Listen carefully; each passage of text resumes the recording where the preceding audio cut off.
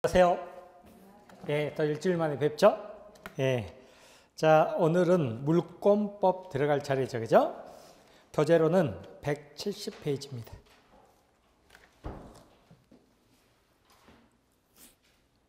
자, 펴기만 하고요. 또 여기 한번 봐보십시오. 자, 또 봐요. 또 보면 민법상 권리 크게 두 가지로 나누면 무엇과 무엇이 있다? 물권과 채권이 있다. 그랬죠. 그죠? 여러분, 예습 해왔어요? 안 해왔어요? 안 해왔죠? 예습 해오면 큰일 나요. 스트레스 받지 마시고, 편하게 그냥 오시는 거죠. 저번 주에 다 잊어먹었죠? 잊어먹었어요? 안 잊어먹었어요? 엘리베이터 탈 때. 다 잊어버리라고 그랬죠. 그죠? 잊어버리세요. 일주일 지나고, 그냥 또 편한 마음으로 오는 거예요. 그래서 가랑비에 어쩌는 거 있으면, 나오는 거죠. 그죠? 계속 하다 보면 언젠간 알겠지. 뭐 이런 마음으로. 방금 말씀드린 것처럼 민법상 권리 크게 두 가지로 따지면 물권과 채권이 있다. 자, 물권을 다루는 게 물권법, 채권 다루는 게 채권법인데 물권은 질권 빼고 다 우리 시험법인데요.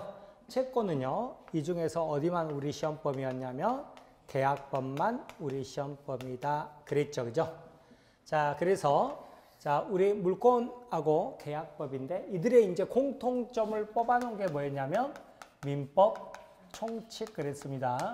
그래서 민법 크게 보면 세 파트 그랬죠. 그죠?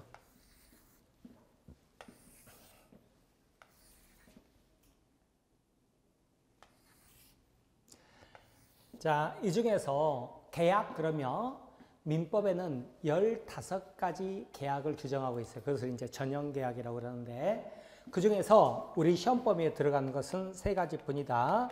매매, 교환, 임대차. 이렇게 세 가지만요. 이들의 공통점이죠. 자, 계약은 언제 성립하느냐 그랬더니 청약이 있고 승낙이 있었을 때 그러죠. 그죠? 청약이 있고 승낙이 있었을 때 시기적으로는 청약과 승낙 의사표시 승낙이 있었을 때고요. 내용적으로는 청약과 승낙 의사표시 합치가 있었을 때 그랬죠. 그러면 계약의 효력으로서 일정한 권리 의무가 생기던데요. 매도인은 소유권 이전 의무, 매수인은 대금 지급 의무. 그래서 쌍방 모두 의무를 부담한다고 그래서 무슨 계약? 쌍무계약 그랬죠. 그죠? 쌍무계약의 효력으로서 공평의 원칙상 이거 어떻게 해라? 동시에 이행해라. 약속을 지켰으면 물권의 세계로 넘어가는데 약속을 안 지켰다 그러면 그것을 채무 불이행 그랬죠. 그죠? 그러면 상대방은 어떻게 할 수 있어요? 계약 상대방은 이 계약을 해제하고 손해배상 청구할 수 있다. 이러고 끝나버렸죠. 그죠? 근데 이제 약속을 지켰다 그러면 물권의 세계로 넘어가죠. 자, 그러면 물권, 법정주의 그래요. 물권은 딱 법으로 정해놨다고요. 민법에서는 몇 가지? 8가지 정해놨다. 뭐 있냐면 점유권이 있고 그 다음에 소유권이라는 게 있다. 근데 이 소유권이요. 가장 완전한 권리 그래요. 가장 완전한 권리로서 그 물건을 내가 이 건물을 소유하고 있다 그러면 어때요? 사용할 수 있는 권리가 있고 내 마음대로 또 어떻게 할 수 있냐면 세 내주고 월세 받을 수 있죠. 그죠? 수익할 수 있고 내 마음대로 팔아버릴 수 있다. 처분할 수 있다. 이렇게 가죠. 자, 그런데 이때요. 사용권만을 타인에게 빌려줄 수 있는데 그 타인은요. 지상권으로 빌렸을 수도 있고요. 지역권으로 빌렸을 수도 있고 그 다음에 전세권으로 빌렸을 수도 있어요. 자, 그 다음에 처분권을 타인에게 줄 수 있는데 그러면 그 타인은 유치권이 있다 혹은 질권이 있다 혹은 저당권이 있다 이런 식으로 자, 이제 이야기 들어보는 거죠. 그죠? 네, 이렇게 8가지 권리가 있는데 이 8가지 권리 물권을 취득하는 방법은 또 2가지가 있더라. 민법 186조하고요. 민법 187조하고. 여러분, 제 몇 조냐 이런 숫자는 암기하는 거 아니에요. 그냥 강의 편의상 제가 말씀드리는 건데 뭐 자주 여러분이 듣다 보면 중요한 조문 뭐 몇 조 이런 것은 귀에 들어오겠습니다만 조문 자체로 시험 문제 안 물어보니까요. 숫자 몰라도 돼요. 아셨죠? 아무튼 186조는 어떻게 돼 있냐면 법률 행위로 물권을 취득하는 거고요. 법률행위 그럼 뭐 생각하라고 그랬죠? 계약 생각하라고 그랬잖아요. 계약. 그 다음에 민법 187조도 뭐죠? 법률의 규정이죠. 그죠?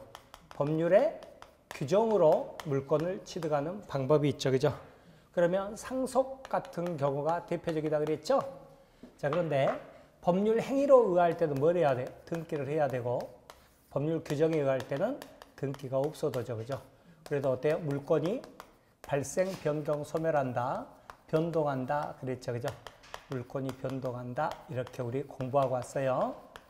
자, 그러면 자, 계약 하나하나 다루는 부분을 계약법 각취, 이들의 공통점, 계약법 총칙. 자, 물권 하나하나 다루는 부분을 물권법 각취, 이들의 공통점이 바로 물권법 총칙, 그리고 물권과 계약의 공통된 사항을 뽑아놓은 게 민법 총칙 이렇게 봤단 말이에요. 그래서 우리 첫 시간에 계약법 총칙 봤죠, 그죠? 1주차 때. 그래서 청약, 승낙, 쌍무계약의 효력으로서 동시행, 그 다음에 의정부 화재 사례 있었죠? 위험부담 이거 있었잖아요. 자, 그 다음에 내가 부동산을 파는데 돈은 우리 딸한테 줘 그랬죠? 중요하지 않으니까 그냥 개념만 넣고 본다 그래서 제3자를 위한 계약이라고 그랬었죠. 이것을 개념만 이렇게 한번 살펴보고 말았었죠. 그죠? 그리고 이제 저번 주죠. 저번 주에 해제 그랬는데 이 해제가 약정해제, 법정해제? 그러면 당연히 몰라요, 여러분은. 예, 여러분 모른다. 그러면 나는 정상이다. 그랬죠? 근데 제가 왜 질문한다고 그랬어요? 잠깐 어디 다녀오시면 이리 오시라고 질문한다고 그랬죠? 예, 이게 뭐였냐면 여러분 계약서 쓸 때 반드시 채무 불이행이 있으면 그 상대방 계약 해지하고 손해배상 청구할 수 있다고 계약서에 적어야만이 해지할 수 있나요? 아니죠? 채무 불이행이 있을 때는 계약서에 안 적어도 당연히 뭐예요? 법으로 정해놨단 말이에요. 그래서 무슨 해제라고 그래요? 법정 해제 그랬죠? 법정 해제 그리고 손해배상 청구할 수 있다. 그러나 예를 들어서 여러분이 나한테 토지를 샀는데 건축 허가가 나지 않으면 그 토지 매매 계약을 해지할 수 있게 해주라. 좋다. 그랬죠? 그러면 이것을 명확히 하기 위해서 계약서에 쓰자. 그래서 이제 적었단 말이에요. 그런데 여러분 매수에 갔는데 여러분이 어땠어요? 만약에 건축 허가가 나지 않으면 계약 해지할 수 있어요? 없어요? 있죠? 그죠? 그럼 왜 해지할 수 있어요? 약정을 했기 때문에 생긴 해제권이다. 그래서 약정 해제 그랬었어요. 그때는 손해배상 청구할 수 있다? 없다? 없다. 그랬고요. 자, 그 다음에 이 매매 배울 때 계약금 배웠거든요. 계약금 준다는 의미가 우리 실제 법을 몰라도 다들 하고 있더라. 어떻게? 여러분이 만약 매수인인데 부동산 가격이 폭락해 버렸어요.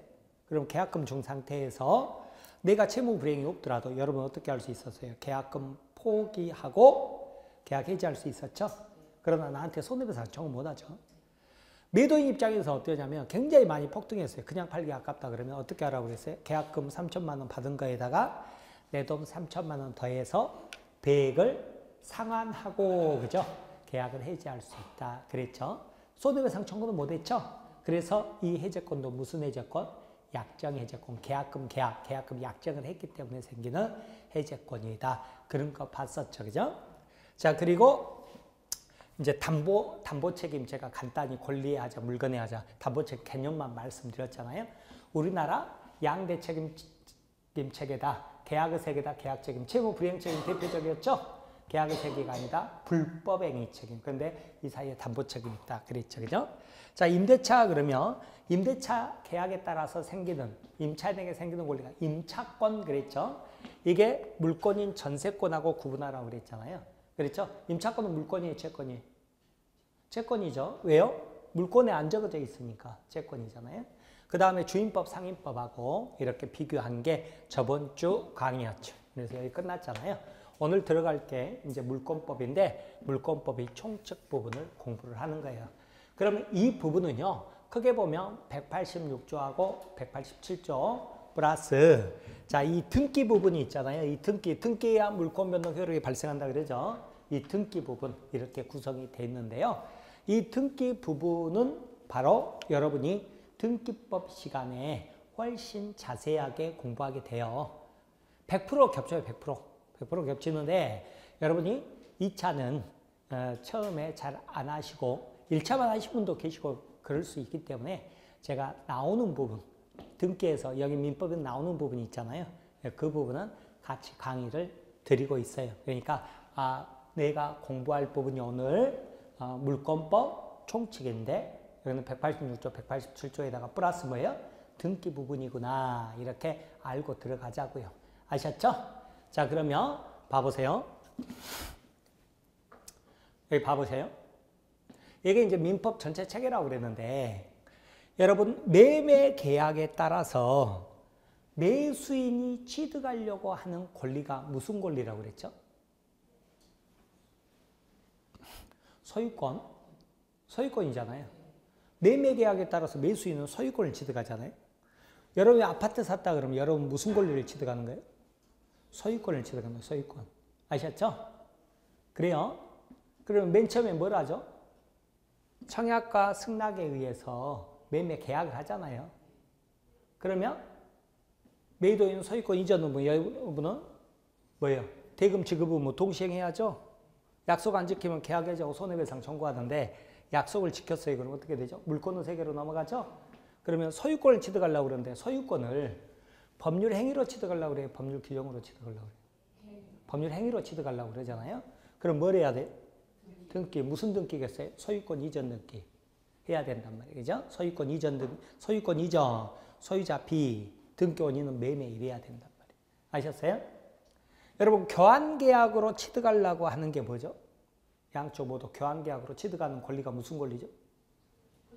여기 있는 건물하고 시골에 있는 토지하고 바꾼다. 그러면 무슨 권리를 취득해요? 양쪽 다? 소유권을 취득하죠. 소유권을. 교환계약으로 소유권을 취득하려고 그런단 말이에요. 그죠? 그러면 청약과 승낙으로, 그죠? 쌍방 모두 이제 소유권 이전 의무가 있겠죠? 그럼 어때요? 동시행해야죠. 그죠?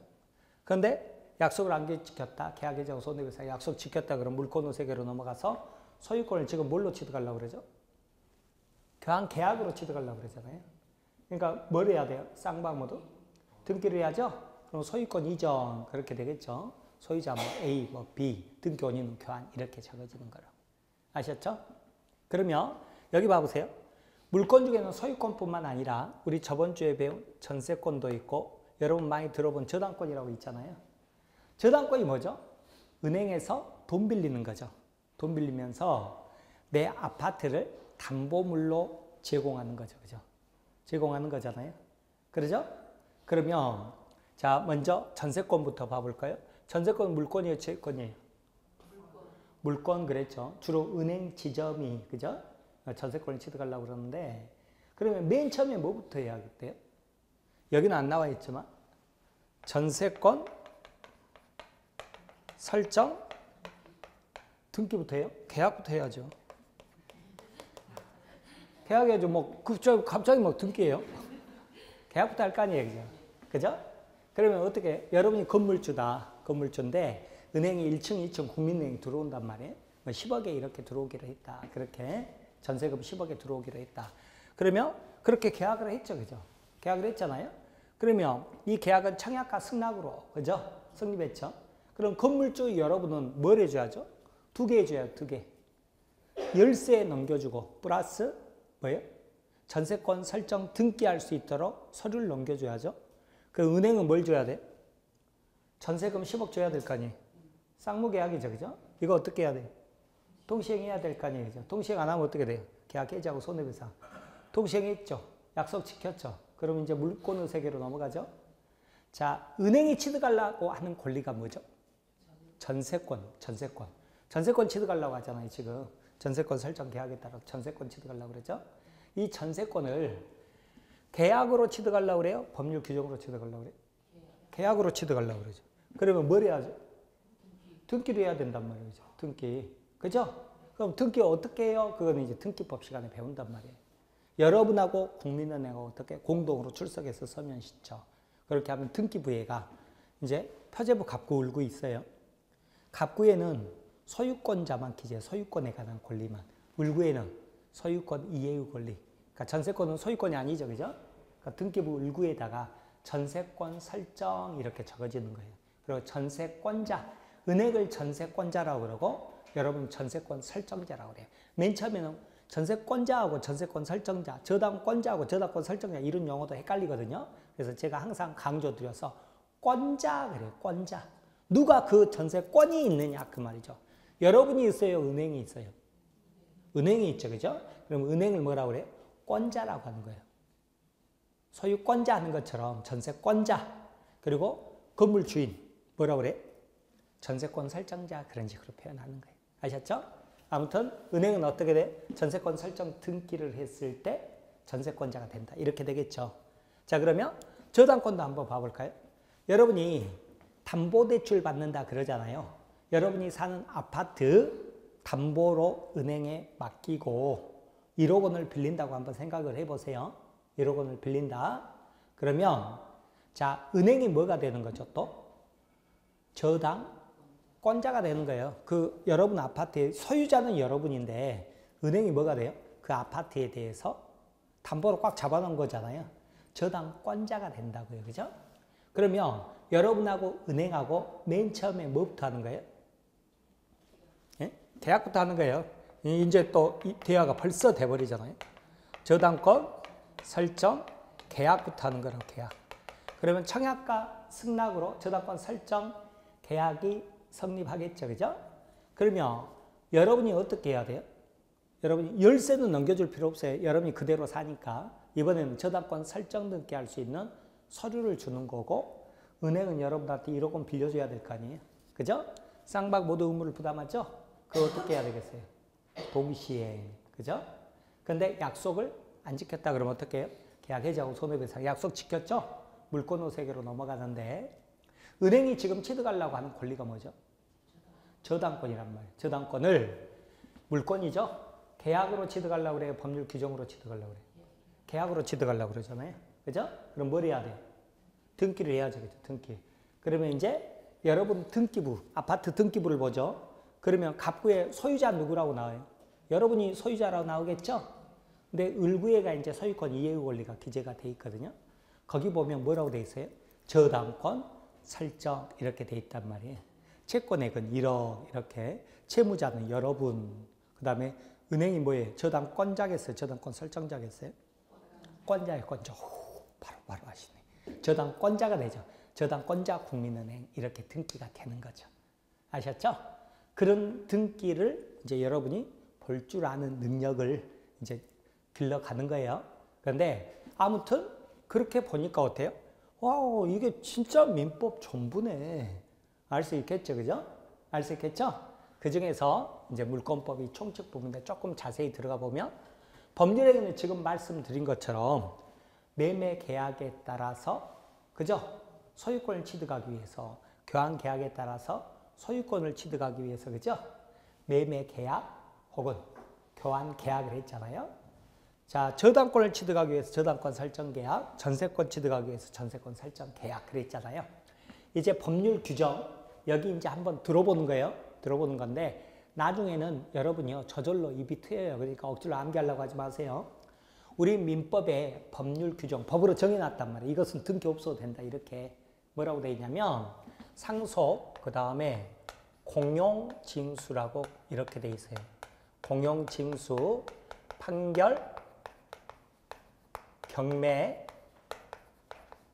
기타 법률의 규정은 이렇게 돼 있거든요.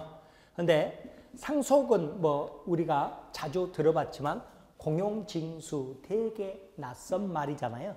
낯선 말이죠, 그죠? 낯선 말인데 공용징수가 뭐냐면 수용 말하는 거예요. 수용. 토지 수용이라고 들어봤죠? 수용. LH공사에서 토지 수용할 거 아니에요? 수용하죠? 그러면 LH공사는 수용은 뭐예요? 강제로 뺏어간 것이니까 서로 계약한 게 아니잖아요. 계약한 게 아니죠. 그러니까 등기했을 때 소유권을 취득한 게 아니라 뺏어가면 수용한 날이라고 그래요. 수용한 날. 수용한 날이 그날에 그냥 소유권 취득하는 거예요. 그 다음에 판결도요. 판결도 형성 판결만 말한다 그러거든요. 근데 여러분은 지금 이런 거 공부하는 거 아니에요. 아셨죠? 그 다음에 경매 그러죠. 그죠? 경매 있는데 여러분 경매하러 어디로 가는 거예요? 경매로 만약에 아파트를 취득하려고 한다 그러면 여러분이 경매를 취득하려고 그런다 그러면 어디 가는 줄 아세요? 예, 법원 가는 거예요.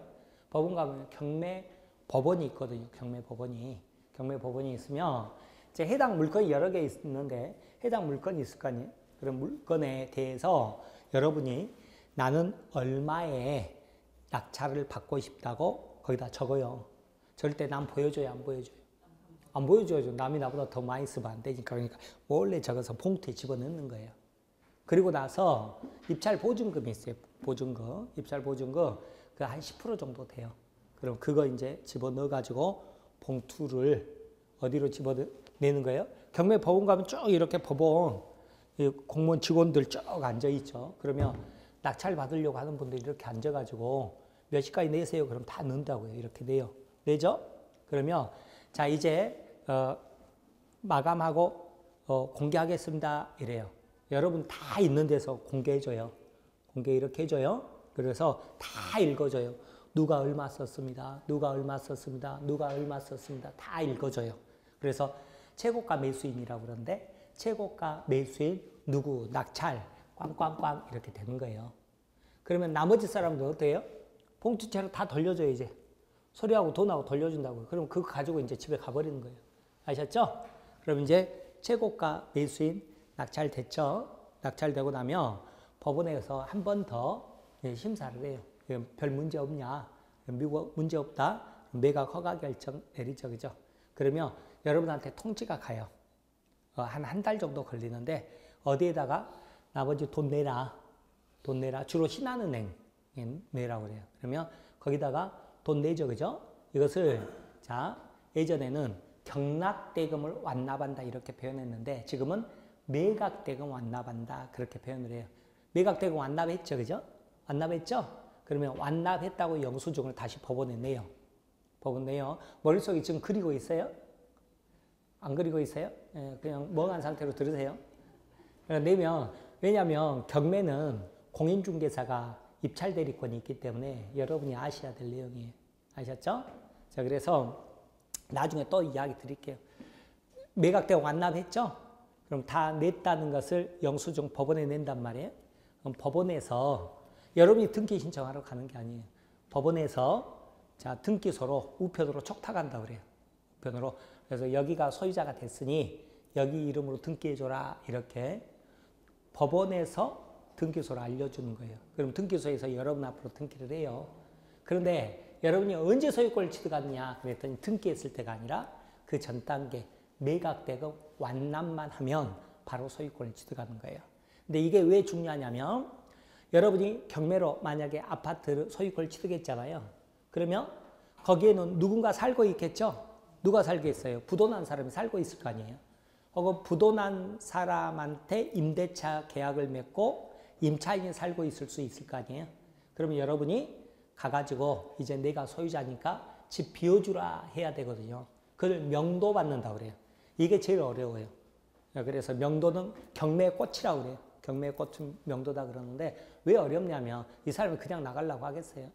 잘 안 나가죠. 그죠? 그러니까 뭐 이사비도 조금 뭐 달라 뭐 어쩌라 저쩌라 뭐 이렇게 해가지고 보내야 돼요. 정 안 보내면 이제 그 판결에 의해서 집행까지 와서 강제로 보내버리는데 그럼 또 골치 아프잖아요. 그래서 그냥 조금 주고 이렇게 보내는 경우가 많아요. 그렇게 보내는데 그렇게 명도받으러 언제 가느냐 그 말이죠. 그죠? 명도받으러. 그랬더니 매각대금 완납하고 바로 가느냐 아니면 등기까지 되고 나서 가느냐 그 문제잖아요. 언제 가겠어요? 매각대금 완납하면. 왜요? 그때 여러분 소유권을 취득했으니까. 아셨죠? 그런 시점이 실제 사례에서 왜 중요한지 그런 것들을 이제 여러분이 공부하면 차차 알게 되는 거예요. 그래서 매각되고 완납했을 때, 등기했을 때가 아니라고요. 그때 소유권 취득하는 거예요. 아셨죠? 그리고 나서 봐보세요. 또 기타 그러면 건물 신축하죠? 신축하면 맨 처음에 하는 등기를 보존등기라고 그러는데 보존등기 하기 전이에요. 전. 비바람 막을 수 있을 만큼 건물 지었을 때 그냥 저는 그렇게 표현하는데 언제부터 건물이냐면 자 기둥이 있고요. 벽이 있고 그 다음에 지붕 올렸죠. 지붕 올렸죠. 그럼 어떻게 되죠? 이제 비바람 자연력으로부터 보호받을 수 있을 거 아니에요. 판례는 그냥 다른 교과서에도 그렇게 나올 거예요. 기둥이 있고 벽이 있고 지붕이 있을 때 그때부터 건물이다. 그때부터 부동산이다. 이렇게 나올 건데 이걸 한마디로 제가 뭐라고 표현해요? 비바람 막을 수 있을 만큼 건물 지었을 때. 이때 건물이 되는 거라고. 아셨죠? 등기 없어도예요. 등기 없어도. 자, 그 다음에 멸실하잖아요. 삼풍백화점 무너져 버렸다 그러면 멸실등기 없어도요. 건물이 무너졌는데 건물이 없는데 무슨 권리가 있겠어요. 그죠? 그래서 모든 권리 다 소멸해 버려요. 그 다음에 자 변제하죠. 그죠? 변제하죠? 아까 1억 원 빌리고 저당권 설정해 줬잖아요. 근데 은행에 1억 원 변제만 하죠. 그럼 말소등기 없어도 저당권 소멸해 버려요. 그냥 암기하라는 게 아니에요. 그냥 들어만 보는 거예요. 그 다음 혼동 섞여버렸다 있어요. 나중에 설명드릴게요. 그 다음에 중요한 게 뭐가 있냐면 무효, 취소, 해제가 됐을 때 무효, 취소, 해제. 자 이것도 지금 암기하는 거 아니에요. 그냥 이야기만 들어보는 거예요. 자 A에서 B 앞으로 소유권 이전 등기가 됐는데 계약이 무효, 취소, 해제해버리죠. 그럼 소유권이 A에게 복귀해야 될 거 아니에요. 우리 저번 주에 무효, 취소, 해제 개념 설명드렸잖아요. 그러면 소유권이 A에게 복귀하죠. 근데 언제 복귀하느냐 그 말이에요. 말소등기 했을 때 말소등기 없어도 말소등기 없어도예요. 말소등기 없어도 자 이렇게 돼요. 자 그 다음에 법정 어쩌고 저쩌고 이런 말이 나오면 법정 법으로 정했다 그죠? 법정 뭐 법정지상권 막 이런 거 있어요. 나중에 설명드릴 거예요. 자 이렇게 나온단 말 이렇게 나오는데 제가 지금 여기 적어 드리는 것은요. 여러분한테 지금 이거 암기하라고 말씀드리는 게 아니에요. 그게 아니라 뭐 오늘 하나 아시냐면 공통점 글자 두자다 이거 아시라고. 너무 쉽죠. 뭐 유치원 정도밖에 안 되잖아요. 그죠? 오늘은 그거 아는 거예요. 아셨죠? 그러니까 186조, 187조 두 개 나눴는데 법률 행위가 뭐예요? 법률 행위 그럼 계약, 법률 규정 그러면 뭐라고요? 뭐 상속 공용지수 이런 말 안 나와도 된다니까요. 뭐라고요? 글자 투자 그냥 아셨죠? 상속 공용지수가 뭐라고요? 수용 그랬잖아요. 수용. 그 다음에 판결, 경매, 기타 해서 신축, 멸실, 변제, 혼동, 무효, 취소, 해제, 법정. 공통점이 뭐다? 글자 투자. 그렇게 알고 끝내버리는 거예요. 아셨죠? 자세한 거 몰라도 돼요. 자 그렇게 알고 그런데 긴 거 하나 있어요. 글자 투자가 아니라 긴 거가 있는데 영익물권이라고 있어요. 여러분 지금 영익물권이 뭔지도 모르잖아요. 그러니까 지금 이런 거 공부하는 거 아니라니까요. 영익물권 존속기간 만료라고 있어요. 존속기간 만료되면 자 이렇게 되면 등기 없어도 영익물권이 소멸한다는 건데 자 긴 거 하나 빼고 뭐라고요? 글자 투자였다. 끝. 이러면 되는 거예요. 아셨죠? 자 이것을 공부하는 부분이다. 그러는 거예요. 자 이렇게 보시는 거예요. 자 이 부분이에요. 이 부분인데 자 이제 오늘 이걸 배우면 다음 주에는 어디 들어가겠어요? 각직 들어가겠죠? 그럼 이제 구체적으로 점유권이 뭐고 소유권이 뭐고 이런 것들 지상권, 지역권, 전세권, 유치권, 질권, 저당권이 뭔지 이제 공부하게 되는 거예요. 그런데 오늘만 설명드린 것만 해도 뭐 있어요? 소유권 설명드렸잖아요. 그죠? 저번 주에 전세권을 뭐하고 비교해서 임대차하고 비교해가지고 설명드렸죠? 그죠? 저당권 개념 방금도 말씀드렸지만 우리가 아는 거잖아요. 그랬죠? 그럼 나머지 것들을 모르잖아요. 그죠? 모르면 막 궁금하잖아요. 궁금하면 어떻게 해요? 다음 주에 절대 빠지면 안 되겠구나. 이렇게 생각하고 지금은 치워버리라. 그 말이에요. 아셨죠? 자, 그래서 이 구도 자체를 아는 게 굉장히 중요합니다. 아셨어요? 자, 그러면 이제 또 여기 봐보세요. 물권 그러잖아요. 물권 그러는데 자, 물권의 객체 그러죠. 그죠? 내가 뭐에 대해서 물권이 있느냐. 자, 봐보세요. 내가 아파트에 대해서 소유권이 있다 이렇게 표현하잖아요. 그러잖아요. 내가 아파트에 대해서 소유권이 있다. 내가 뭐예요? 소유권이 물권이니까 내가 물권의 주체죠.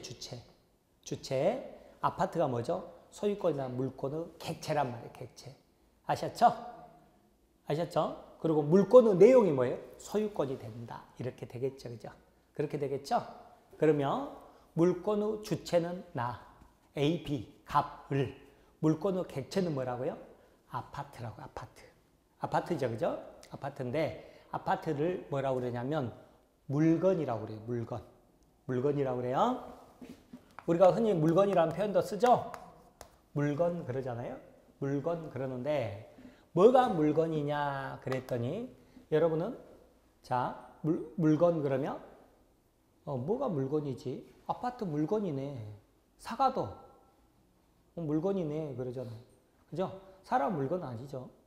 그러죠? 그렇게 하잖아요. 그런데 그것을 크게 보면 어떻게 나오냐면 동산과 부동산 이렇게 나눠요. 물건 그러면 동산과 부동산. 동산이 뭐겠어요? 움직이는 물건이 움직이는 물건. 부동산은요? 안 움직이는 물건, 부동산, 안이 붙자 써가지고 부동산 이렇게 되죠. 그죠? 이 용어 자체를 누가 이렇게 만들었냐면 이토 히로부미 아세요? 우리한테는 왼수 같은 놈이죠. 그죠?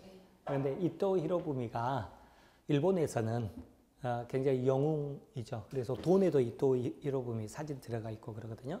얘가 뭐냐면 근대화가 진행되는 그 시절에 얘가 유럽의 유학을 가요. 유학 가가지고 거기에서 서양에 있는 민법이 있을 거 아니에요. 독일 민법, 뭐 프랑스 민법 있었겠죠. 그것을 막 공부를 해가지고요.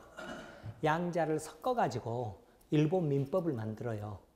일본 민법 만들었는데 거기에서 사용하는 용어 있잖아요. 사용하는 용어, 뭐 부동산이란 용어, 그죠? 이것을 뭐라고 이렇게 일본어로 뭐라고 해야 될까 막 이렇게 고민해서 그 용어를 만드네요. 그래가지고 동산, 부동산 이런 식으로 만든 거예요. 근데 거기도 한자 문화권이라 그죠? 이렇게 한자를 이렇게 썼을 거 아니에요? 그것을 그냥 우리식으로 우리가 읽어버린 거예요. 그렇게 해서 동산, 부동산 이렇게 됐죠. 그러니까 어떻게 됐냐면 일본 민법이 만들어진 게 그게 어떻게 됐냐면 그대로 의용민법이라고 해가지고 우리 그 당시에 조선이었잖아요. 조선에 그냥 그대로 가져다 썼어요.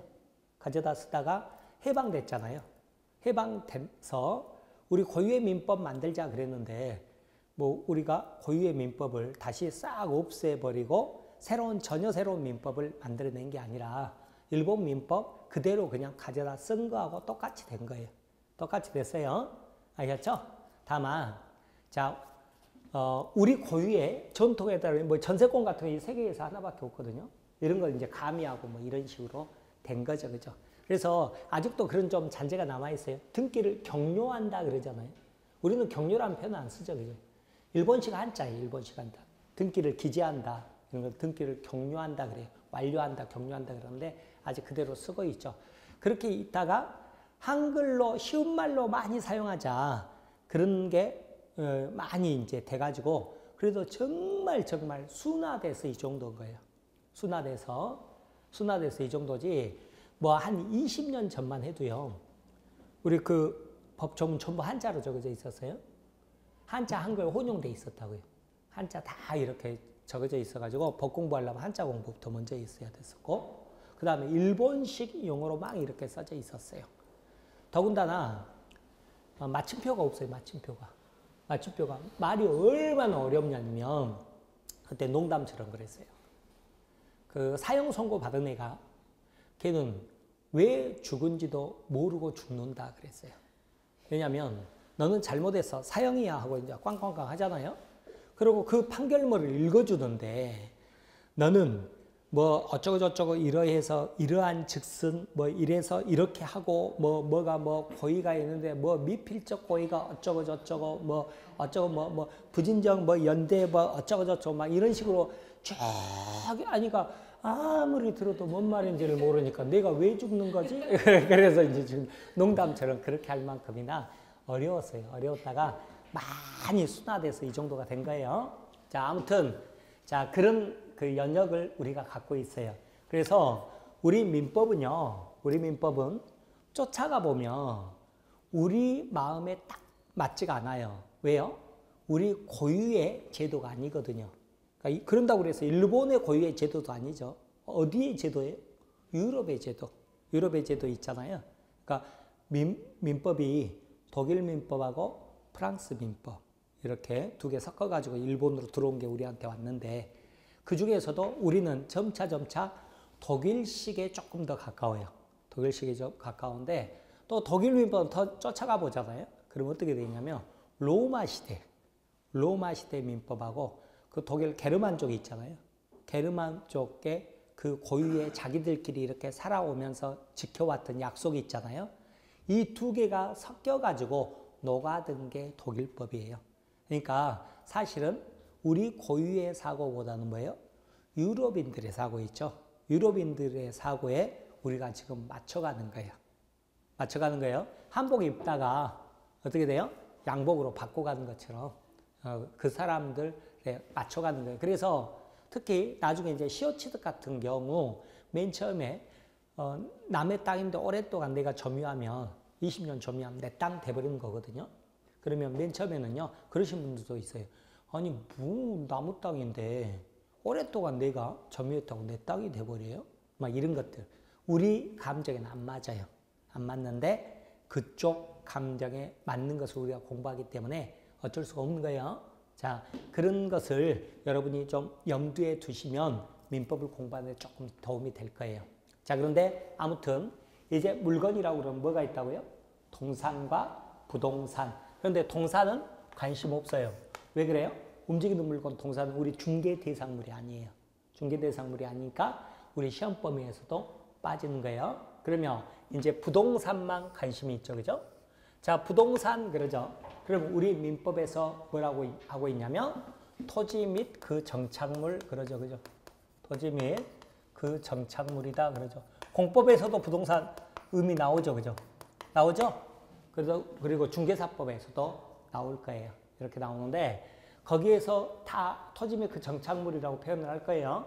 어디에서 나온 거냐면 민법 규정에 있는 거 가져다 쓴 거예요. 아셨죠? 그러면 이제 뭐뭐 있느냐 그랬더니 토지 있잖아요. 토지 있죠? 토지가 뭔지 아시죠? 땅. 토지가 있고 그 정착물이라고 돼 있잖아요. 정착물.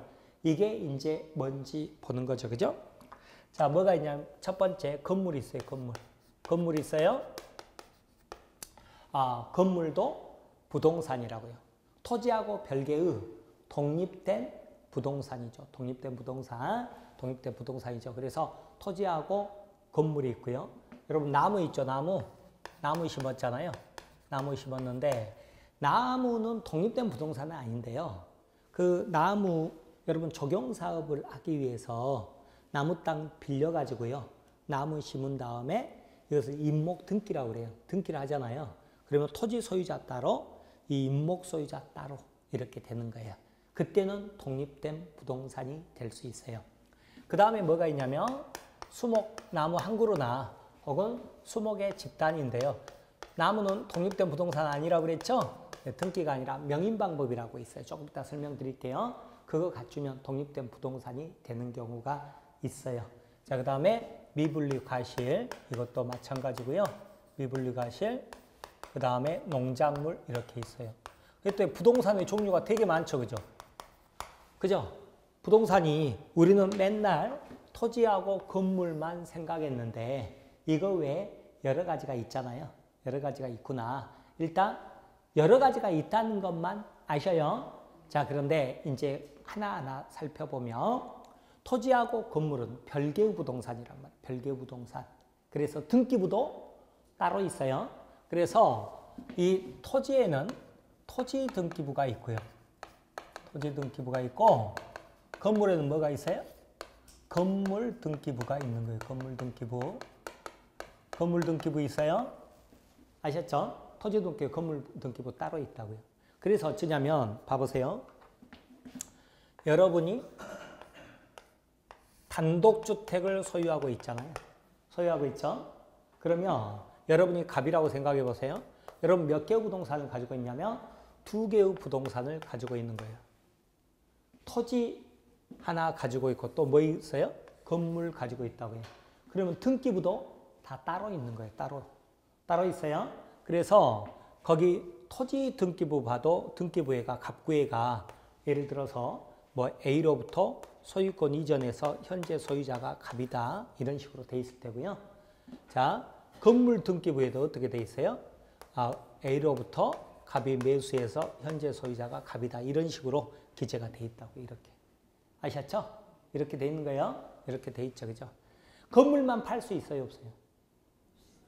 토지 말고 건물만 팔 수 있어요, 없어요? 있어요. 왜요? 별개의 부동산이니까. 아셨죠? 그러면 등기부에 어떻게 적어지겠어요? 여기는 을 이렇게 적어지겠죠? 여기는 안 적어져 있어요. 그럼 어떻게 읽어야 돼요? 건물 소유자는 을인데 토지 소유자는 갑이구나 이렇게 읽어야 되는 거예요. 아셨죠? 그래서 토지 건물은 별개의 부동산이니까 건물만 팔 수도 있고 토지만 팔 수도 있고 아셨죠? 별개의 부동산이어서 그러는 거예요.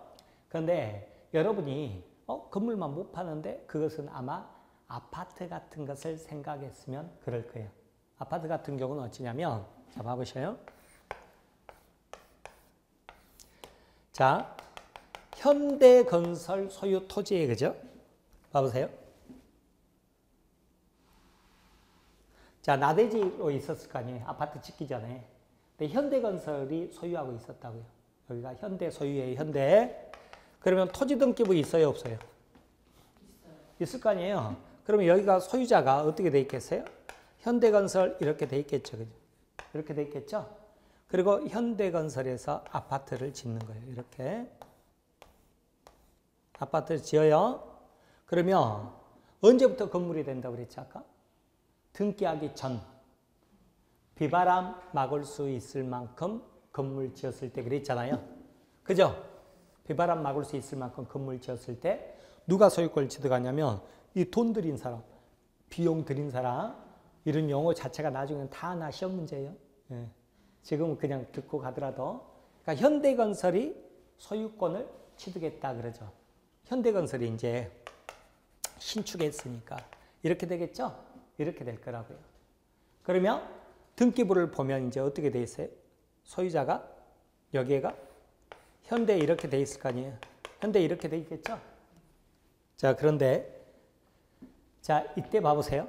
1501호 있잖아요. 1501호. 1501호를 팔라고 그럴 때 건물인 1501호만 팔 수 있을까요? 그 말이죠. 그죠? 아파트는 어떻게 돼 있냐면요. 자, 아파트, 연립주택, 그 다음에 다세대 이 세 개를 공동주택이라고 그러거든요. 공동주택인데 공동주택은 어떻게 돼 있냐면 특성이 1501호, 1502호, 그 다음에 1401호, 1402호 이거 하나하나가 별개의 부동산이에요. 별개의 부동산. 공동주택은 별개의 부동산인데 그런데 단독주택 같은 경우는 어때요? 깔고 앉은 토지가 위에 단독주택이니까 부동산 하나잖아요. 소유자 한 사람이 깔고 있죠. 그죠? 근데 여기는 만약에 100세대다 그러면 어떻게 해요? 100세대가 토지를 깔고 있잖아요. 그렇게 되죠. 그러니까 아파트는 어떻게 되느냐면 이 토지에 대해서는 지분으로 가지고 있어요. 지분으로. 그래야 될 거 아니에요? 지분으로 가지고 있어야 된다고. 지분으로. 이 토지에 대해서. 그러니까 예를 들어서 2000평 토지에 100세대 지었잖아요. 100세대 지었죠. 그죠? 그러면 100명이 토지를 얼만큼씩 가지고 있는 거예요? 2000분의 어떻게 돼? 100씩 그렇게 가지고 있는 거죠. 그죠? 아셨죠? 2000분의 100씩 가지고 있는 거예요. 그러니까 계산해 보면 얼추 한 20평씩 가지고 있겠다. 뭐 이 정도 되겠죠. 그죠? 그렇게 가는 거죠. 아셨어요? 네, 그걸 뭐라고 그래요? 지분으로 가지고 있다고 그래요. 지분으로 가지고 있어요. 자, 이것을 이제 나중에 여러분 등기법 공부할 때요. 이 용어가 나와요. 굉장히 용어가 어렵죠? 대지 있죠. 대지권이라고 그러고 대지권 비율이라는 표현을 써요. 이 지분이라는 게 지분으로 가지고 있다고요? 그러면 1501호를 팔잖아요. 1501호를 팔죠. 1501호를 누구에게 팔아요? 이제 갑에게 팔잖아요. 팔죠? 여러분이 갑이에요. 분양받잖아요. 갑이죠. 그죠?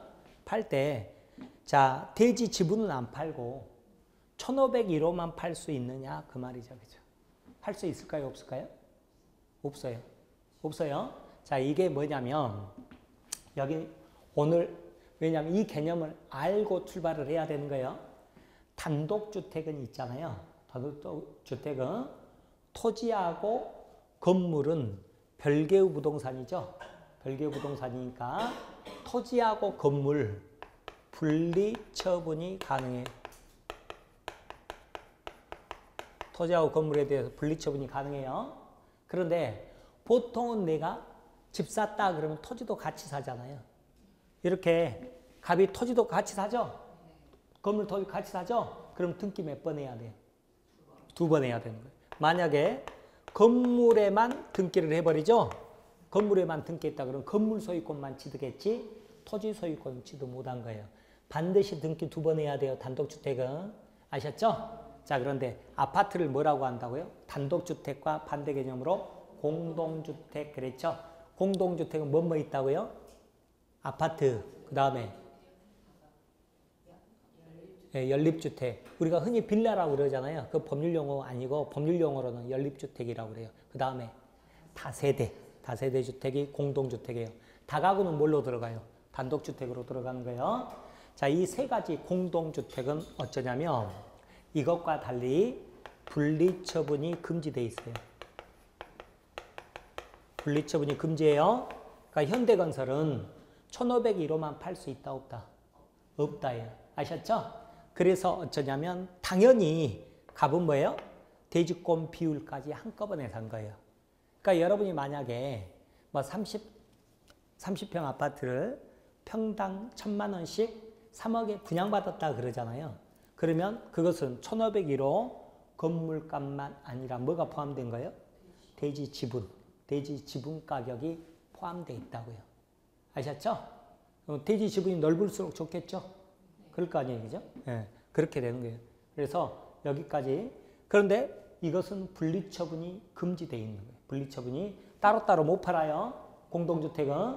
그런데 또 어려운 거. 그런데 등기 몇 번 하느냐 그 말이죠. 등기 몇 번 하느냐. 이게 이제 여러분이 차츰차츰 알게 돼요. 이제 차츰차츰 공부해 갈 건데 여러분 아파트 사면 등기 몇 번 하죠? 1501호는 여러분 앞으로 등기해요 안 해요? 해야죠. 이제 당연히. 근데 문제는 토지 등기부, 여기 토지 등기부 있어요 없어요? 아, 이때니까요. 여기 지금 토지 등기부 있잖아요. 여러분 아파트 그 들어선 건물 등기부도 있지만 그 깔고 있는 토지 있죠? 토지에 등기부 있어요 없어요? 있어요. 여기 토지 등기부 있잖아요. 근데 여기다가 여러분 앞으로 등기하냐고요? 안 해요. 안 하는 거예요. 아셨죠? 등기는 몇 번 해요? 한 번만 한다고. 한 번만. 왜 한 번만 해도 되느냐? 어차피 분리처분이 금지되잖아요. 분리처분이 금지되니까 그냥 아파트 건물에만 갑 이름으로 등기하죠? 그럼 그 사람은 어떻게 돼요? 당연히 대지권 비율만큼 토지에 대한 권리를 취득했다 이래버리는 거예요. 아셨죠? 그러니까 자 봐보셔요. 방금 말씀드린 대로 굉장히 중요한 개념이죠. 그죠? 처음에는 여러분이 이 개념을 2개 구분하고 가셔야 돼요. 안 그러면 이게 원칙으로 설명드리면 대부분 요즘 뭐 어때요? 공동주택에서 많이 살잖아요. 그럼 막 헷갈려요. 나는 토지 등기 안 했는데 막 이런단 말이에요. 그러니까 이 2가지를 아셔요. 아셨죠? 자, 단독주택하고 공동주택하고 토지하고 건물은 별개의 부동산이다. 그래서 내가 건물만 따로 살 수 있다 없다? 있다니까요. 토지만 따로 살 수 있다 없다? 있다. 이걸 뭐라고 그래요? 분리처분이 가능하다. 토지하고 건물은 별개의 부동산이니까. 아셨죠? 근데 실제 사례에서 내가 집 샀다 그런 거예요? 토지도 같이 사잖아요. 그럼 나는 등기 몇 번 해야 돼요? 2번 해야 된다고요. 건물 등기부, 토지 등기부 꼭 2번 해야 돼요. 건물만 했다가 큰일 나요. 토지는 아직 소유권 취득 못한 거예요. 그런데 공동주택 그럼 뭐뭐 있다? 아파트, 그 다음에 연립주택, 그 다음에 다세대. 다가구는 뭐다? 다가구는 단독주택이에요. 그러니까 단독주택 샀을 때 먼저 다가구 사면 이렇게 해야 된다. 아셨죠? 근데 공동주택은 어떻게 돼요? 자, 토지하고 건물은 별개의 부동산이죠? 그러니까 여기에도 1501호 건물 등기부 있을 테고 아파트 깔고 있는 토지에도 토지 등기부 있다 없다? 있다. 그런데 1501호만 살 수 있어요 없어요? 1501호만 살 수 있어요 없어요? 없다니까요. 1501호만 못 판다니까요. 여기하고 다르다니까요. 여기하고 달리 여기는 어쩐다고요? 분리처분이 금지되어 있다고요. 아셨죠? 그래서 여러분은 당연히 뭐예요? 분양가액가 토지 대금도 다 포함된 가격이란 말이에요. 토지 대금도 다 당연히 다 포함된 거죠. 그죠? 아셨죠? 근데 등기는 몇 번 한다? 한 번만 한다. 어디다만? 건물 등기부만 하는 거예요. 토지 등기부는 등기 안 해요. 왜 그러느냐? 어차피 분리처분이 금지되니까 이 개념을 아시라고요. 아셨죠? 자, 그래서 일단 토지하고 건물은 별개의 부동산이다. 토지에는 토지 등기부 있고 건물에는 건물 등기부 있다. 이렇게 알아두시라고요. 아셨어요? 자, 그런데 자, 이제 봐보세요. 갑소유 토지를 자, 조경사업을 하려고 빌렸다고요. 을이 빌렸어요. 여러분이 을이에요. 토지 빌렸어요. 그리고 여기다가 이제 나무를 심었다고. 나무를 이렇게 나무 심었죠. 그죠? 나무 심었다. 그러면 자, 그냥 나무를 심으면은요. 이 나무 자체는 독립된 부동산이 아니라 이거 나중에 부합된다고 표현하거든요. 그래서 그냥 부동산 소유자께 돼버려요. 을게 될 수가 없어요. 다만 언제? 등기했을 때. 그러니까 임목법에가 수종도 정해져 있어요. 자, 이런 수종은 임목 등기할 수 있다 돼 있거든요. 그래서 자, 이때는 뭘 해야 된다고요? 임목 등기를 해야 돼요. 임목 등기. 자, 임목 등기를 어디다가 하느냐 그랬더니 임목 등기부에 하는 거예요. 임목 등기부. 임목 등기부에 임목 등기를 하죠. 그러면 독립된 부동산이 되는 거예요. 독립된 부동산이 돼서 이제 어떻게 돼요? 토지 소유자 누구예요? 토지 소유자는 갑. 그 다음에 임목 등기가 돼. 이 나무 있죠? 이 나무 소유자는 누가 돼요? 을. 이렇게 되는 거예요. 을. 그래서 임목에 뭐가 인정되냐면 소유권이 인정되는 거예요. 소유권. 그리고요, 여러분은 등기가 돼 있기 때문에 이 나무 있죠? 자, 아까 토지나 건물을 담보물 제공하고 은행에서 돈 빌린다. 그러면 그걸 뭐라고 그래요? 저당권 설정 계약. 그러면 은행이 뭐가 되죠? 저당권자가 되고 여러분은 저당권 설정자가 되는 거예요. 근데 여러분이 임목 등기를 한 소유자다 그러죠? 그러면 이 임목을 담보물 제공할 수 있어요. 은행에. 그럼 거기가 저당권 등기가 되겠죠? 저당권 등기가 되는 거예요. 그래서 돈 빌릴 수 있더라. 그 말이에요. 돈 빌릴 수 있다. 이렇게 가는 거죠. 그런데 여러분이 나중에 부동산 등기법 공부하게 되잖아요. 2차 과목 공시법. 등기법 공부하게 되면 등기법에서 여러분이 공부하는 것은 토지 등기부하고 건물 등기부만 공부하는 거예요. 그리고 임목 등기부는 공부 안 하는 거예요. 아셨죠? 그래서 중요한 것은 뭐예요? 토지하고 건물이다. 그 말이에요. 등기법에서 공부하는 것은. 이것은 따로 임목법이라고 있어요. 임목법이 있는데 임목법은 우리 시험법이 아니란 말이에요. 아니고 여러분들은 부동산 등기법 공부하게 돼요. 그러면 그 범위가 이렇게 되는구나. 이렇게 아시라고요. 아셨죠? 자, 그 다음에 또 뭐가 있냐면 수목의 집단이나 미분리 가실이 있죠. 그죠? 자, 여러분 아까 공용징수를 제가 뭐라고 그랬죠? 수용 그랬잖아요. 수용 됐죠. 그죠? 그럼 수용 보상금 받아야 되잖아요. 수용 보상금 받아야 돼요. 그런데 봐보세요. 이 사례에서 지금 봐보세요. 갑소유 토지에 여러분이 을이에요. 을이 여러분이 나무를 이렇게 심어놨다고요. 심어놨어요. 그럼 그냥 누구 거예요? 갑 거지 을 게 아니라고요. 독립된 부동산이 아니니까. 그러면 이런 게 수용이 되죠. 이 토지 수용되잖아요. 수용되면 지작물 조사라고 그래요. 지작물 조사. 그 LH공사에서 거기 위에가 뭐가 있는지 다 조사를 해요. 그래서 농작물도 그렇지만 나무 같은 것도 보상해줘야 안 해줘요? 보상해주겠죠. 보상해주는데 누구에게 보상해줘 그래요? 갑에게 보상하지 여러분에게 보상 안 해준다. 왜요? 여러분 소유자가 아니니까. 그러면 여러분이 와 이거 보상 받고 싶잖아요. 나무는 내 건데 그럴 때는 뭘 해놓으시냐면 이건 등기 안 돼요. 등기가 자 뭐라고 그랬냐면 아까 등기가 된 거면 이것으로 제가 설명을 드렸겠죠. 등기가 되는 거면. 그러면 임목이라는 것은 임목법에가 수종도 정해져 있다고 그랬잖아요. 그죠? 그것만 등기할 수 있다고요. 근데 그렇게 이제 되지 않는 것들. 아셨죠? 되지 않는 것들인데, 그거는 어떻게 해 놓으시냐면, 한 그루다 그러죠. 한 그루다. 이것은 임목은 한 그루 안 돼요. 여러 그루야 되는데, 이 경우는 수목하고 제가 가로 일고 집단 해놨잖아요. 한 그루도 되고 여러 그루도 되는데, 여기다 껍질을 벗기세요. 껍질. 한 그루다 그러면 껍질을 벗겨요. 그리고 페인트로 소유자 을이다 하고 적어놔요. 이렇게. 혹은 여러 그루잖아요. 여러 그루죠? 여러 그루다 그러면 이렇게 여기다가 이렇게 펜스를 치는 거예요. 이렇게 펜스를 쳐가지고 여기다가 편말을 세우는 거예요. 소유자 을이다 뭐 이런 식으로 편말 세워서 소유자 을이다 이렇게 해놓으라고요. 이걸 뭐라고 그러냐면 명인방법이라고 그래요. 명인방법. 말이 어렵죠? 뭐라고 한다고요? 명인방법 그러는 거예요. 명인방법. 명인방법에 의해서 뭘 인정해 주냐면 소유권을 인정해 줘요. 소유권 인정해 줘요. 아셨죠? 그럼 이때는 이제 어떻게 돼요? 명인방법 갖췄으면 토지 소유자는 누구예요?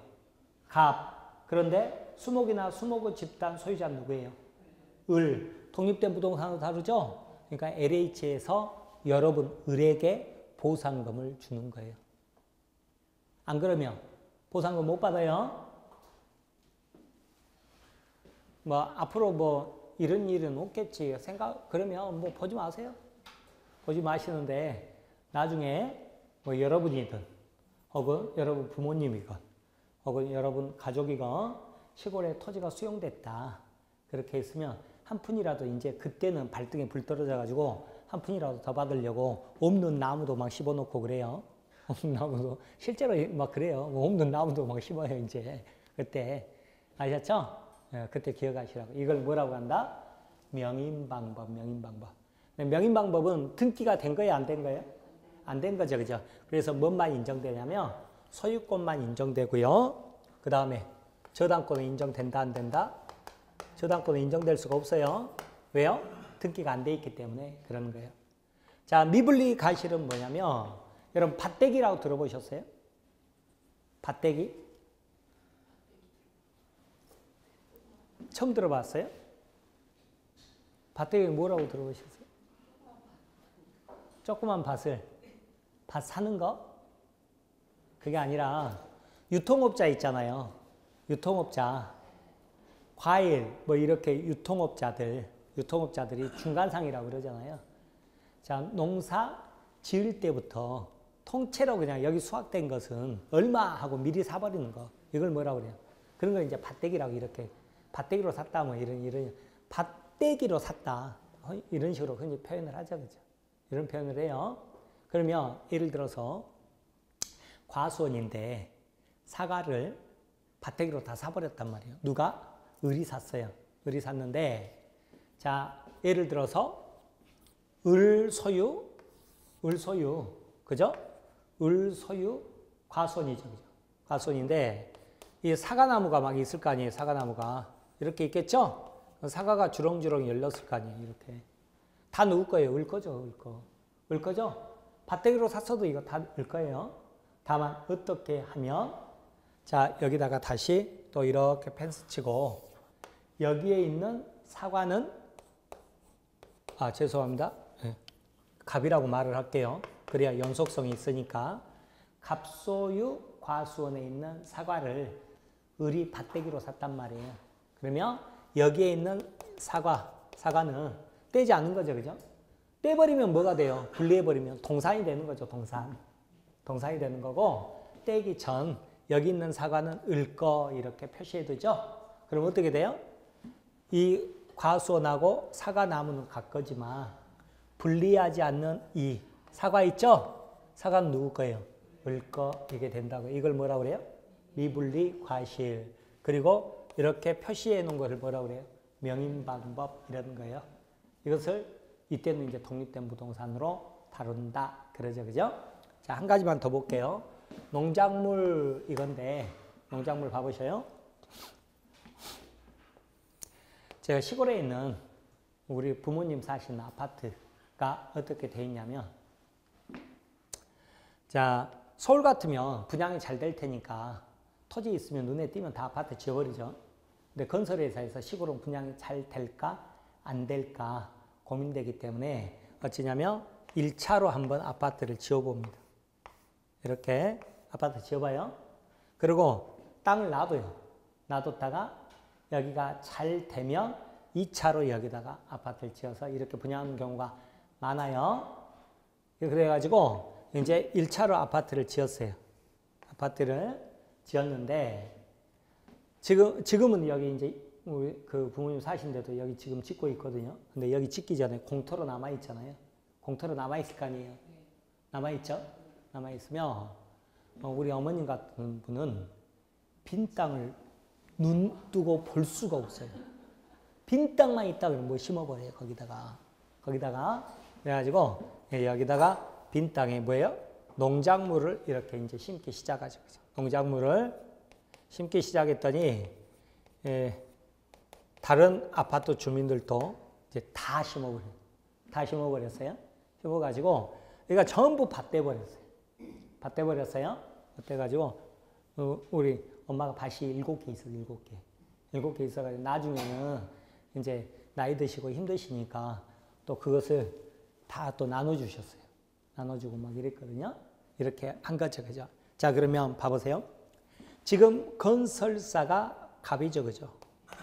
갑인데 우리 엄마 같은 분이 을이죠. 그죠? 을이 무단으로 나무 토지에 불법 경작을 한 겁니다. 그렇게 된 거예요. 불법 경작한 거잖아요. 나무 땅에. 불법 경작했죠. 그죠? 자, 그렇게 됐을 때 이 갑건설회사에서 여기 아파트 짓는다고 싹 밀어버릴 수 있느냐? 임으로 싹 밀어버릴 수 있느냐? 그랬더니 할 수가 없어요.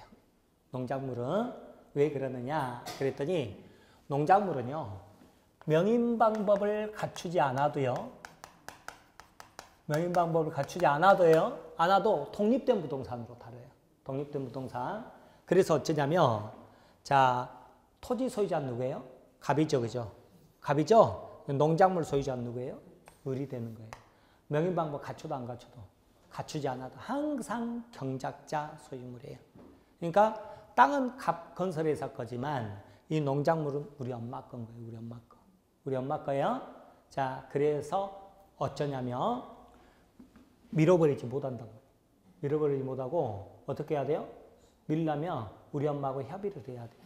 협의를 해서 농작물 가격 얼마를 줄 테니 나가주라고 사정해야 되는 거예요. 사정하는 거예요. 아셨죠? 그래서 10만 원 줘야 된다. 10만 원. 10만 원 줘야 돼요. 대신에 우리 엄마는 남의 토지를 불법으로 사용했죠. 그죠? 그러면 그 사용료는 다시 줘야 될 거 아니에요. 사용료는 줘야 되겠죠? 그래서 사용료 3만 원. 그러면 이제 3만 원을 어떻게 해요? 서로 퉁쳐야 되겠죠? 퉁치는 것을 상계한다 그래요. 우리 시험법에 안 들어가는 용어인데 상계가 뭐라고요? 퉁치는 거예요. 퉁치고 얼마 주는 거예요? 7만 원 받고 나가는 거예요. 아셨죠? 그러지 만약에 마음대로 임으로 만약 농작물 제거해 버렸죠? 그러면 불법행위가 돼요. 불법행위가 돼서 우리 엄마는 건설회사한테 뭐 할 수 있어요? 손해배상 청구할 수 있죠. 그죠? 물적 손해 플러스 정신적 손해. 아셨죠? 그래서 농작물은 항상 어떻게 돼요? 명인 방법을 갖추지 않았어도 항상 누구 소유물이다? 경작자 소유물이다. 이렇게 다 해요. 그래서 어쩌냐면 여러분 그 간척지 있잖아요. 간척지. 바닷물 메꾸잖아요. 그러면 바닷물 빠질 때까지 이쪽이죠? 바닷물 빠질 때까지 몇 년 놔둬야 되거든요. 놔둬야 되는데 거기다가 농사 지으면 되게 쌀이 농사가 잘 된대요. 병충해가 없어서. 그런데 나라에서 어떻게 해요? 그냥 놔둬버리면 너도 나도 다 거기서 불법으로 경작해버리겠죠? 그러면 나중에 다 어떻게 해줘야 돼요? 보상해줘야 되거든요. 그래서 간척지 요즘은 사업하면 다 펜스 쳐버려요. 펜스 쳐가지고 못 들어오게 다 펜스 쳐버려요. 아셨죠? 그게 그 이유 때문에 그러는 거예요. 자, 그래서 오늘 한 가지 배웠죠? 물건의 객체 뭐라고요? 물건인데 물론 권리도 있어요. 예외적으로. 물건인데 물건은 뭐가 있다? 동산과 부동산이 있다. 근데 동산 관심 없어요. 그러면 부동산 뭐가 있다? 토지 및 그 정착물 그랬는데 그러면 건물도 있더라. 건물뿐만 아니라 인목, 수목의 집단, 미분리가식 농작물이 있는데 중요한 건 토지하고 건물이라고 그랬죠? 그래서 지금 중요한 개념이 여러분한테는 이 개념이 아주 중요한 거예요. 직접적으로는 시험에 묻지는 않더라도요. 여러분이 세상 살면서 꼭 알아야 될 개념이고 그 다음에 민법 등기 꼭 공부하려고 그러면 이 개념이 들어서야 돼요. 단독주택 같은 건 어쩐다고요? 분리처분 가능. 근데 보통은 토지까지 같이 사더라도 등기 몇 번? 2번. 근데 공동주택 그럼 뭐뭐 있다? 아파트, 연립주택, 다세대, 다가구는 1위 가고 다세대, 여기를 공동주택 어떻게 돼요? 분리처분 금지. 그래서 아파트 분양받았다 그러면 토지 가격까지 포함된 거다. 이때 난 등기 몇 번 한다? 한 번 한다. 왜? 어차피 분리처분이 금지되니까. 그죠? 한 번 할 때 어디다가요? 토지 등기부에 건물 등기부에 건물 등기부에 한다. 그러니까 이 개념이 굉장히 중요한 거예요. 아셨죠? 이 개념 알아두시고 그 다음에 이제 짜실한 부동산들이 있더라. 토지 건물만 있는 게 아니라 임목 등기하는 임목 그 다음에 임목 등기하지 않는 명인 방법을 갖추면 되는 수목이나 수목의 집단. 여기는 등기하기 때문에 어때요? 소유권뿐만 아니라 저당권도 되는데 여기는 소유권만 된다. 그럼 농작물은 어때요? 명인 방법이 없어도 소유권이 항상 경작자에게 인정된다. 아셨죠? 이렇게 보세요. 10분 쉬세요.